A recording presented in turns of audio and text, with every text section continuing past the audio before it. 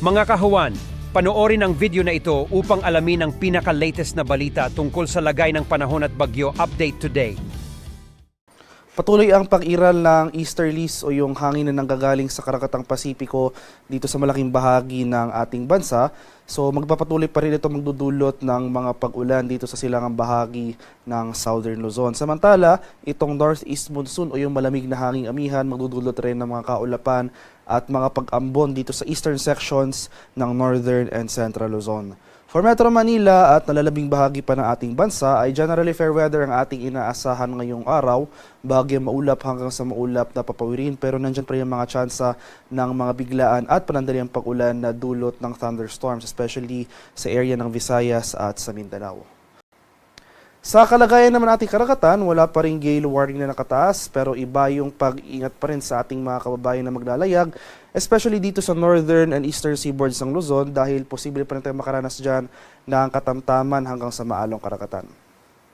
At para naman sa ating 4-day weather outlook, so sa lagay ng ating panahon sa mga sunod na araw, so dahil sa epekto ng northeast monsoon na inaasahan nga natin, bukas araw ng Huwebes may panibago tayong surge o bugso ng ating amihan. Asahan pa rin natin yung mga kaulapan at mahihinang pag-ulan dito sa silangang bahagi ng Northern at Central Luzon. So for tomorrow, posibleng mabawasan yung mga pag-ulan dito sa area ng Bicol Region at Quezon. So for most of the country, including Metro Manila, generally fair weather ang ating inaasahan sa araw ng Pasko. Pero andyan pa rin yung mga tsansa ng afternoon to evening ng mga thunderstorms, especially nga dito sa area ng Visayas at sa Mindanao. Pagsapit naman ng araw ng Biyernes hanggang sa Linggo, inasan pa rin natin yung patuloy na paglakas nitong panibagong surge ng ating northeast monsoon na kung saan malaking bahagi na ng Luzon yung maapektuhan nito.